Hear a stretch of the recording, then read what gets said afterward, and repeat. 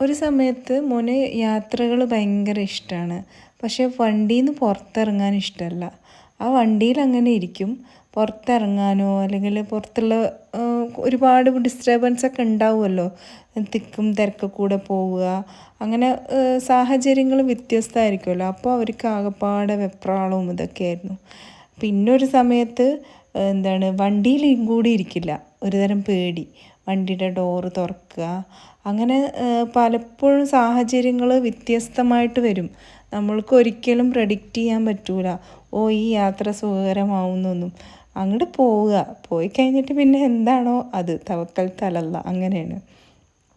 പക്ഷേ ഇപ്പോൾ ഏറെക്കുറെ വണ്ടിയിൽ യാത്ര ചെയ്യാനും പുറത്തിറങ്ങാനും ഒക്കെ ആസ്വദിക്കാൻ തുടങ്ങിയെന്ന് വേണം പറയാൻ. ഇപ്പോൾ ഉപ്പാൻ്റെ കൂടെ ഇപ്പം ഇങ്ങനെ ഡ്രസ്സ് മാറുന്ന കണ്ടു കഴിഞ്ഞാൽ തന്നെ അവനിങ്ങനെ ചെറിയ കുട്ടികളെ പോലെ തന്നെ ഉമ്മ വെച്ച് ഇങ്ങനെ നടക്കും. അവനക്കും കൂടെ പോരാൻ വേണ്ടിയിട്ട്. ഞങ്ങൾക്കും ദൂരയാത്രകളൊക്കെ ഇഷ്ടമാണ്. പക്ഷേ ഇവന് രാത്രി ഉറക്കം കംഫർട്ടായില്ലെങ്കിൽ ഉറക്കം കുറവാവാറുണ്ട്. അപ്പോൾ അത് പേടിച്ചിട്ട് ദൂരയാത്രകളൊക്കെ കുറക്കും. ഇനി ആ ഒരു കംഫർട്ട് സോണും കൂടി മറികടക്കണം.